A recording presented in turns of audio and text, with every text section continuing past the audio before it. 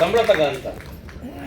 ನಾನು ಅದನ್ನು ಮುನಿಯಪ್ಪರು ಎಲ್ಲರೂ ಕರ್ಕೊಂಡೋಗಿ ಸಿದ್ದರಾಮಯ್ಯ ಹತ್ರ ಹೇಳಿದೆ, ಸರ್ ಇದೇನು ಸರ್ ಇದು 100 ಕೋಟಿ ಸಾಕು ಹೋಗು ಒಂದು 2 ಮಾತು ಅಂದಿರ್ತೀನಿ, ಸಾಕು ಹೋಗು. ಆ 100 ಕೋಟಿ ಒಳಗಡೆ ಒಂದು 10 ಕೋಟಿ ಸಂಬಳ ಕೊಟ್ಟು ಇನ್ನು 80 ಕೋಟಿ ಒಳಗಡೆ ಎಲ್ಲ 80% MLA ಗಳಿಗೆ ಕೊಡಬೇಕು. ಒಂದು MLA-ಗೆ 2 ಕಾರ್ ಕೊಡ್ತೀನಿ, ಒಂದು MLA-ಗೆ 2 ಬೋರ್ ಕೊಡ್ತೀನಿ, ಒಂದು MLA-ಗೆ 2 ನೇರ ಸಾಲ ಕೊಡ್ತೀನಿ, ಒಂದು ತಾಲೂಕಿಗೆ ಒಬ್ಬನಿಗೆ ಮಾದಿಗರಿಗೆ ಜಮೀನು ಕೊಡೋಕೆ ಅವಕಾಶ ಇದೆ. ಟೋಟಲ್ ಇರೋದೇ ಇಷ್ಟು. ನನಗೆ 5%, ಮಾನ್ಯ ಮಂತ್ರಿಗಳಿಗೆ 15%. ಅಲ್ಲಿ ಆಫೀಸ್ಗೆ ಹೋದ್ರೆ 350 ಜನ ದಿನ ಇರ್ತಾರೆ. ನನಗಿರೋದೇ 50 ಕರ್ನಾಟಕ ರಾಜ್ಯಕ್ಕೆ ಕೊಡೋಕ್ಕೆ ಅಲ್ವಾ. ಅಂದರೆ ನಾನು ಹೇಳ್ತಿರೋದು ಅದಲ್ಲ. ಈಗ ನಾವು ಒಳ ಮೀಸಲಾತಿಯಿಂದ ಪಡಿತಕ್ಕಂಥದ್ದೇನು ಅಂತಕ್ಕಂಥದ್ದನ್ನು ಮುಂದಿನ ದಿನದಲ್ಲಿ ಚರ್ಚೆ ಆಗಲೇಬೇಕು. ಮುನಿಯಪ್ಪನವರು ಇದು ಸಾಗಿತ ವಹಿಸಲೇಬೇಕು. ಮಾರಪ್ಪನವ್ರು ಹೇಳೋದು 10,000 ಕೋಟಿ ಎಲ್ಲಿ ಹೋಗ್ತದೆ ಅಟ್ಲೀಸ್ಟ್ ಗೊತ್ತಾಗಬೇಕು. ಯಾವ ಮಾದಿಗರಿಗೆ ಮುಟ್ತದೆ, ಅಟ್ಲೀಸ್ಟ್ ಯಾರು ತಿಂತಾ ಇದ್ದಾರೆ ಅದಾದ್ರೂ ಗೊತ್ತಾಗ್ಬೇಕಲ್ಲ. ಅದು ನಿಜವಾದ 98% ಮೀಸಲಾತಿ. ಇದ್ರೊಳಗಡೆ ನೌಕರು ಅದು ಇದು ಅಫಿಷಿಯಲ್ಸು ಪ್ರಮೋಷನ್ಸು ಇದೆಲ್ಲ 2%. ಇದು ಹಾಗೆ ಆಗ್ತದೆ ಅಲ್ವಾ. ನೆಂಟ್ರೆ ಅಣ್ತಮ್ಮಗಳೇ, ನಾನು ಹೇಳೋದು ಸತ್ಯ ಇದೆಯಾ ಅಲ್ವಾ. ಈಗ ನೀವು ಹೇಳಿದ್ರಿ ಎಷ್ಟು ಜನ ನೀವು ಮೆಂಬರ್ಶಿಪ್ ಮಾಡ್ಕೊಂಡಿದ್ದೀರಿ? 13,000, 70,000 ಪೌರ ಕಾರ್ಮಿಕರಿದ್ದಾರೆ. ನೀವು ಒಂದು ತಿಂಗಳೊಳಗೆ ನಾನು ಮಾಡ್ಕೊಡ್ತೀನಿ ಮೆಂಬರ್ಶಿಪ್ನ. ಮಾದಿಗರೇ 70,000 ಜನ ಇದ್ದಾರೆ. ಅಂದ್ರೆ ಮಾಡ್ಬೇಕದನ್ನೆಲ್ಲ. ನಾನು ಮೊನ್ನೆ ನೀವು ಹರಿಹರದಲ್ಲಿ ಏನು ಪ್ರೊಫೆಸರ್ ಮೀಟಿಂಗ್ ಕರೆದ್ರೆ ಅಲ್ಲೂ ಕೂಡ ನಾನು ಇದನ್ನೇ ಹೇಳಿದೆ. ದಯಮಾಡಿ ಈಗ ಮಾದಿಗ, ಈಗ ಅದೇ ಕನ್ಫ್ಯೂಸ್, ಮಾದಾರ, ಮಾದಿಗ, ಆದಿಜಾಂಬವ. ನಾನು ಆದಿಜಾಂಬವದ ಅಧ್ಯಕ್ಷ, ನಾನು ಮಾದಿಗರ ಅಧ್ಯಕ್ಷ ಅಲ್ಲ. ಅಲ್ಲಿ ಹುಡುಕಿದ್ರು ಆದಿಜಾಂಬವ ಕ್ಯಾಸ್ಟ್ ಲೀಸ್ಟ್ ಅಲ್ಲಿ ಹುಡುಕ್ತೀನಿ, ಎಲ್ಲೂ ಸಿಗದೇ ಇಲ್ಲ ಆದಿಜಾಂಬವ. ಆ ಜಾಂಬವನು ಅದೊಂದು ರೂಲ್ ಬೇರೆ ಐತಲ್ಲಿ. ಅರ್ಥ ಆಗ್ತಾ ಇಲ್ಲ ರೀ. ಮಾದಿಗರು ಕನ್ಫ್ಯೂಸ್ ನಲ್ಲಿ ಇದೀವಿ, ಟೋಟಲ್ ಕನ್ಫ್ಯೂಸ್. ನಾನು ಮಾದರನೋ ಮಾದಾರನೋ ಮಾದಿಗನೋ ನನಗೆ ಅರ್ಥ ಆಗ್ತಾ ಇಲ್ಲ. ನನ್ನ ಸರ್ಟಿಫಿಕೇಟ್ ನೋಡಿದ್ರೆ ಏಕೆ ಇದೆ, ಅಲ್ಲಿ ಸರ್ದು ಏಡಿ ಇದೆ, ಪರಮೇಶ್ವರ್ದು ಏಕೆ ಇದೆ. ಅದೇ ಕಿತ್ತೋಗ್ತೈತೆ ನನಗೆ. ಕನ್ಫ್ಯೂಸ್ ಅಂದ್ರೆ ಕನ್ಫ್ಯೂಸ್ ಅಲ್ವಾ. ಇದು ನನಗೆ ಅರ್ಥ ಆಗ್ತಾ ಇಲ್ಲ. ಏನ್ ಮಾಡ್ಬೇಕು ಇದಕ್ಕೆಲ್ಲ? ಇನ್ನೇ ಅಲ್ಲದೆ ನಾನು 18 ವರ್ಷ 20 ವರ್ಷ ಇದ್ದ ಹೋರಾಟ ಅಷ್ಟು ಮಾಡ್ದನು. ನನಗೆ 61 ವರ್ಷ. ಇನ್ನೂ ನನಗೆ ಅರ್ಥ ಆಗ್ತಿಲ್ಲ. ನನ್ನ ಮಕ್ಕಳಿಗೆ ನಾನು ಸ್ವಲ್ಪ ಇಂಟರ್ ಕ್ಯಾಸ್ಟ್ ಮ್ಯಾರೇಜ್ ಆಗ್ಬಿಟ್ಟೆ, ಲಿಂಗಾಯತ. ನನ್ನ ಮಕ್ಕಳೆಲ್ಲ ಲಿಂಗಾಯತರು ಬೆಳೀತದಾವೆ. ಅವಕ್ಕೆ ಮಾದಿಗರು ಅಂತ ನಾನು ಹೇಳಿದ್ರೆ ಪಾಪ ಏನಿದು ಮಾದಿಗರು ಅಂತ ಎಲ್ಲಿ ಹೋಗ್ಬೇಕು. ನನ್ನ ಮಗಂದಲ್ಲ, ಇಲ್ಲಿರ್ತಕ್ಕಂಥ ಎಲ್ಲ ಅಧಿಕಾರಿಗಳ ಮಕ್ಕಳು ಕೂಡ, ಟಾಪ್ ಅಲ್ಲಿರ್ತಕ್ಕಂಥ ಯಾವುದೇ ಮಕ್ಕಳು ಕೂಡ ಮಾದಿಗ ಅಂದ್ರೆ ಯಾವನಿಗೂ ಗೊತ್ತಿಲ್ಲ ಸರ್, ಗೊತ್ತಿಲ್ಲ ಸರ್, ಸಾಧ್ಯನೇ ಇಲ್ಲ. ಕೋಲಾರ ಭೀಮಪ್ಪರ ಮನೆಗೆ ಹೋಗಿ ನೋಡ್ರಿ, ಯಾಕಂದ್ರೆ ರಕ್ತ ಸಂಬಂಧಿಕರು. ಯಾರ ಮನೆಗೂ ನಮ್ಮ ಹೆಂಡತಿಯರುಗಳಿಗೆ, ನಮ್ಮ ಮಕ್ಕಳುಗಳಿಗೆ ಮಾದಿಗ ಅಂತಂದ್ರೆ ಆಂಜನೇಯನ ಮಗಳಿಗೆ ಮಾತ್ರ ಗೊತ್ತೈತೆ ನೋಡಿ. ಮಾದಿಗ ಅದು ದಿನ ಹೇಳ್ತಾನೆ ಮಾದಿಗ ಮಾದಿಗ ಮಾದಿಗ ಅಂತ ಅಲ್ವಾ. ನಾನು ಬೇರೆ ಲಿಂಗಾಯತರು ಮದುವೆ ಆಗ್ಬಿಟ್ಟಿದ್ದೀನಿ, ನನಗೆ ಮಾದುಗಂತ ನನ್ನ ಹೆಂಡತಿ ಹಾಳಾಗಿ ಹೋಗುವಂತ ಸುಮ್ಮನಾಗಿದ್ದಾಳೆ. ದೊಡ್ಡ ಸಮಸ್ಯೆ ರೀ. ಎಲ್ಲಿಂದ ಹೋರಾಟ ಸ್ಟಾರ್ಟ್ ಮಾಡಬೇಕು? ಈ ಒಳ ಮೀಸಲಾತಿ ಇವತ್ತು ನಮಗೆ ಕೈಗೆ ಕೊಡಿಸ್ಬಿಟ್ಟಿದ್ದಾರೆ ಮುನಿಯಪ್ಪನವರು. ನಿಜವಾಗ್ಲೂ ಕೂಡ ನಾವು ಸೀರಿಯಸ್ ಆಗಿ ಇದನ್ನು ಯೋಚನೆ ಮಾಡಲಿಲ್ಲ. ಮಾರಪ್ಪ ಒಬ್ಬರೇ ನಾನು ಸೀರಿಯಸ್ ಆಗಿ ಭಾಷಣ ಮಾಡಿದ್ದು ನೋಡಿದ್ದು ನಾನು. ನಮ್ಮ ಸಿದ್ದರಾಜು ನನ್ನ ಬಹಳ ಕ್ಲೋಸ್ ಫ್ರೆಂಡ್, ಎಲ್ಲೋ ಇದ್ದಾರ, ಹೋಗ್ಬಿಟ್ರಾ? ನನಗೆ ಬಹಳ ಆತ್ಮೀಯ ಗೆಳೆಯ.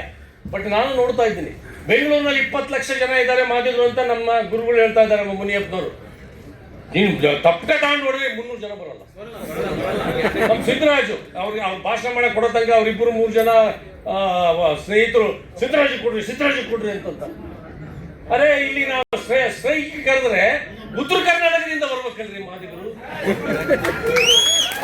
ನಾನು ಈಗ ಮುನಿಯಪ್ಪನ ಗಮನಕ್ಕೆ ತರ್ತಾ ಇದ್ದೀನಿ. ಈಗ 9 ಸರಿ ಮುಷ್ಕರ ಮಾಡಿದಾರಲ್ವಾ. ನಾನು ಆದಿಜಾಂಬವಾದಾಗಿಂದ 9 ಸರಿ ಮುಷ್ಕರ ಮಾಡಿದ್ದಾರೆ. 9 ಸರಿನೂ ಲಕ್ಷ ಕೊಡ್ತಾ ಇದ್ದೀನಿ ಆದಿಜಾಂಬವ ಅಧ್ಯಕ್ಷ. ಯಾಕ್ರಯ್ಯ ಎಲ್ಲ ಮಾರಪ್ಪ ಬರ್ತಾರೆ, ಮತ್ತೆ ಇನ್ನೊಬ್ರು ಯಾರು ಆದಿಜಾಂಬವ, ಇನ್ನೊಂದು ಯಾರು ಮಂದಕೃಷ್ಣ ಮಾದಿಗರ ಅಧ್ಯಕ್ಷ, ನರಸಪ್ಪ ಬರ್ತಾರೆ. ಎಲ್ಲರೂ ಬಂದ್ರೆ ಜನ ಕರ್ಕೊಂಡ್ಬರ್ಬೇಕಾದ್ರೂ ಅಲ್ಲಿಗೆ ಉತ್ತರ ಕರ್ನಾಟಕದಿಂದ ಬೆಂಗಳೂರಿಗೆ ಒಬ್ಬನ ಕರ್ಕೊಂಡ್ಬರ್ಬೇಕು 1,000 ರೂಪಾಯಿ ಖರ್ಚು ಬರ್ತದೆ. 1,000 ಬರ್ತೀವಿ, ಇಲ್ಲಿ ಬಂದು 2 ದಿವಸ ಇದ್ರೆ ಮತ್ತೆ ಅದೊಂದು 2,000. ಇಲ್ಲಿ ಒಂದು 20 ಲಕ್ಷ ಜನ ಇದ್ದೀರಲ್ರಿ ಮಾದಿಗರು ಅಂತ ಹೇಳಕ್ ಆಗದೆ ಇರ್ತಕ್ಕಂಥ ಯೋಗ್ಯತೆ ಇಲ್ದಿರ್ತಕ್ಕಂಥವ್ರು ಬೆಂಗಳೂರಿನಾಗೆ. ನಾನು ಮಾದಿಗ ಅಂತ ಹೇಳಕ್ಕೆ ರೆಡಿ ಇಲ್ಲದ್ರಿ ಇಲ್ಲಿ. ಈ ಹೋರಾಟ ಎಲ್ಲ ನಾವು ಇವ್ರಿಗೆ ಮಾಡ್ತಾ ಇರೋದು ಅಲ್ವಾ? ನಮ್ಮ ಅಲ್ಕೊಡಮ್ಮ ಅಂತ ಬಹಳ ಚೆನ್ನಾಗಿ ಹೇಳಿದ್ರು. ನಾವು ಹೋರಾಟ ಮಾಡಿ ನಿಜವಾಗ್ಲೂ ಮಾಡ್ತಾ ಇರೋದು ಮಧ್ಯ ಕರ್ನಾಟಕ, ಉತ್ತರ ಕರ್ನಾಟಕ. ಇಲ್ಲಿರ್ತಕ್ಕಂಥವ್ರು ಹೊರಗೆ ಬರಕ್ ರೆಡಿ ಇಲ್ಲ, ಮಾದಿಗರಂತ ಹೇಳ್ಕೊಳಕ್ಕೆ ರೆಡಿ ಇಲ್ಲ. ಬೆನಿಫಿಟ್ಸ್ ಮಾತ್ರ ಹೆವಿ ತಗೋತಾ ಇದ್ದಾರೆ. ಹೋರಾಟ ಮಾಡದೇ ಇರ್ತಕ್ಕಂಥ ನಮ್ಮ ಬಂಧುಗಳು, ನಮ್ಮ ಅಣ್ಣ ತಮ್ಮಗಳು, ನಮ್ಮ ನೆಂಟರು, ನಾವು ಇದ್ರ ಕಡೆಗೂ ಗಮನ ಕೊಡ್ಬೇಕಲ್ವಾ? ಇವತ್ತೇನು ಮುನಿಯಪ್ಪನವರ ಅಧ್ಯಕ್ಷತೆಯಲ್ಲಿ ನಮ್ಮ ಮಾದಿಗ ಮಹಾಸಭಾ ಸ್ಟಾರ್ಟ್ ಆಗಿದೆ. ನಾನು ಯಾಕಂದ್ರೆ ಸಂಘಟನೆಯಲ್ಲೇ ಬಂದಿರತಕ್ಕಂಥವನಾದ್ದರಿಂದ ಮತ್ತೆ ಚುನಾವಣೆಯಲ್ಲೂ ಬಂದಿರೋದ್ರಿಂದ ನನಗೆಲ್ಲ ಬಹಳ ಡೀಟೇಲ್ ಗೊತ್ತಿದೆ.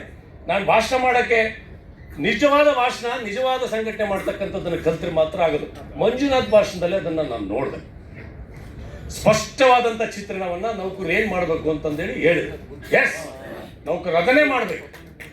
ನೌಕರಿಗೆ ಎಲ್ಲ ವಿಧದ ಈ ಜನಾಂಗದ ಬೆನಿಫಿಟ್ಸ್ ಒಳಗಡೆ ತಗೊಂಡಿರ್ತಕ್ಕಂಥವ್ರು ಅಧಿಕಾರಿಗಳು ಮತ್ತು ನೌಕರರು. ನೀವು ನಿಮ್ಮ ಆದಾಯದಲ್ಲಿ 25% ಜನಾಂಗಕ್ಕೆ ಇಡದೆ ಹೋದ್ರೆ ಈ ಜನಾಂಗ ಉದ್ಧಾರ ಆಗೋದಿಲ್ಲ. ನಾನು ಇದನ್ನ ಹೇಳ್ತಾ ಇದ್ದೀನಿ, ಖಂಡಿತವಾಗಿ ಹೇಳ್ತಾ ಇದ್ದೀನಿ. ಹಳ್ಳಿ ಒಳಗಿರ್ತಕ್ಕಂಥ ಯಾವ ಮಾದಿಗನ ಹತ್ರನೂ ಕೂಡ ತಿನ್ನಕ್ ಕೂಳಿಲ್ಲ. ಯಾಕಂದ್ರೆ ರಾಜಕೀಯ ಮಾಡೋದಕ್ಕೆ ಗೊತ್ತಿರ್ತದೆ. ಮುನಿಯಪ್ಪನವ್ರಿಗೆ ಯಾಕೆ ಅದು ಗೊತ್ತಿದೆ ಅಂತಂದ್ರೆ, ಹಳ್ಳಿಗೆ ಹೋದಾಗ ಗೊತ್ತಾಗ್ತದೆ. ಚಪ್ಪಲಿ ಇಲ್ಲ, ಬಟ್ಟೆ ಇಲ್ಲ, ವಾಸನೆ ಬರ್ತಾನೆ ನಮ್ಮ ಅಣ್ತಮ್ಮ. ನಾವು ಬಂದಿಲ್ಲಿ ಕುತ್ಕೊಂಡು ಅವನ ಶೇರ್ನಲ್ಲಿ ನಾವೆಲ್ಲ ಎಂಜಾಯ್ ಮಾಡ್ತಾ ಇರೋದು ಮಾದಿಗರ ಶೇರ್ನಲ್ಲಿ. ಹಳ್ಳಿಯಲ್ಲಿರ್ತಕ್ಕಂಥ ಮಾದಿಗರ ಶೇರ್ನಲ್ಲಿ ನಾವಿವತ್ತು ಎಂಜಾಯ್ ಮಾಡ್ತಾ ಇದ್ದೀವಿ. ಇವತ್ತು AC ಯಲ್ಲಿ ಕುತ್ಕೊಂಡು ಎಂಜಾಯ್ ಮಾಡ್ತಾ ಇದ್ದೀವಿ. ಇದು ಅರ್ಥ ಆಗಬೇಕು ಅನ್ನೋದಾದ್ರೆ ಡೆಫಿನೆಟ್ಲಿ ಜನಾಂಗದ ದೃಷ್ಟಿಯಿಂದ ಮಾದಿಗ ಮಹಾಸಭಾ ಬೆಳಿಬೇಕು, ಒಂದೇ ಸಂಘಟನೆ ಇರಬೇಕು. ನಾನು ನಾಳೆ ಈಗ 3 ವರ್ಷದಿಂದ ಹೇಳ್ತಾ ಇದ್ದೀನಿ, ಚಿತ್ರದುರ್ಗದಲ್ಲೂ ಹೇಳಿದೆ, ಎಲ್ಲಾ DSSಗೆ ಮಾದಿಗ ರಾಜೀನಾಮೆ ಕೊಡಬೇಕು. ಮಾದಿಗ ಸಂಘಟನೆ ಒಂದೇ ರಾಜ್ಯದಲ್ಲಿ ಆಗಬೇಕು, ಅದು ಚುನಾಯಿತ ರಾಜ್ಯಭಾಗ ಆಗಬೇಕು, ಚುನಾವಣೆ ಆಗಬೇಕು. ಅದರಲ್ಲಿ ನೌಕರರು ಕೂಡ ಜಾಯಿನ್ ಆಗಬೇಕು. ಇಲ್ಲಿ ಏನಾಗಿದೆ ಗೊತ್ತೇನ್ರಿ, ನಾನು ಉದಾಹರಣೆ ಹೇಳ್ತಾ ಇದ್ದೀನಿ ಕೇಳಿ. ಪ್ರತಿ ಜಿಲ್ಲೆಯಲ್ಲಿ 50ರಿಂದ 70 ಮಾದಿಗರ ಸಂಘಟನೆ. ಅದು ಮಾದಿಗ ಸಂಘಟನೆ ಅಲ್ಲ, ಅದು DSS ಸಂಘಟನೆ. ನಾನು ತಪ್ಪು ಅಂತ ಹೇಳ್ತಾ ಇಲ್ಲ, ಅದ್ರ ಅವಶ್ಯಕತೆ ಇತ್ತು, ಅದರಿಂದಲೇ ಅನ್ನ ತಿಂದ್ವಿ. ಅದ್ರ ಇವತ್ತು ತಪ್ಪೋ ಸರಿನೋ ಜಾತಿ ಸಂಘಟನೆ ಮಾಡಕ್ ಹೊರಟು ಬಿಟ್ಟಿದ್ವಿ. ಅದು ತಾನೇ ಬೇಕಾಗಿದೆ ಇವತ್ತು ಜಾತಿ ಸಂಘಟನೆ. DSS ಕಟ್ರಿ, DSS ಕೃಷ್ಣಪ್ಪ ಮಾದಿಗ ಸಂಘಟನೆ ಒಂದೇ ಇರಬೇಕು ಚುನಾವಣೆ ಮುಖಾಂತರ. ಆ ನಿಟ್ಟಿನಲ್ಲಿ ನಮ್ಮ ಮುನಿಯಪ್ಪ ಇದನ್ನು ಕೂಡ, ಯಾಕಂದ್ರೆ ಅವ್ರು ಹೇಳ್ತಾ ಇದ್ದಾರೆ ಎಲ್ಲ ಭಾಷಣದಲ್ಲಿ, ನಾನೆಲ್ಲ ತೃಪ್ತನಾಗಿದ್ದೀನಿ ಜಾತಿಯಿಂದ. ಸಾರ್ ಇಲ್ಲ, ನೀವು ಇದನ್ನು ಒಂದು ಸಂಘ ಮಾಡಿ ಚುನಾವಣೆ ಮಾಡಿ ಒಂದು ಮಾಡಿ ಕೊಡಬೇಕು ಕರ್ನಾಟಕ ರಾಜ್ಯದಲ್ಲಿ. ಅದು ಒಳ ಮೀಸಲಾತಿ ಒಳಗಡೆ ಮಾಡಿಕೊಡ್ಬೇಕು ಅಂತ ಮಾತನ್ನು ಹೇಳ್ತಾ ನನಗೆ ಎರಡು ಮಾತಾಡೋಕೆ ಅವಕಾಶ ಕೊಟ್ಟ ಎಲ್ಲರಿಗೂ ವಂದಿಸ್ತಾ ಇದ್ದೀನಿ. ಧನ್ಯವಾದಗಳು. ನೆಂಟರು ಧನ್ಯವಾದಗಳು ಮಂಜುನಾಥ್ ಸರ್ಗೆ. ಕೊನೆಯದಾಗಿ ದಂಡೋರದ ವತಿಯಿಂದ ಪಾವಗಡ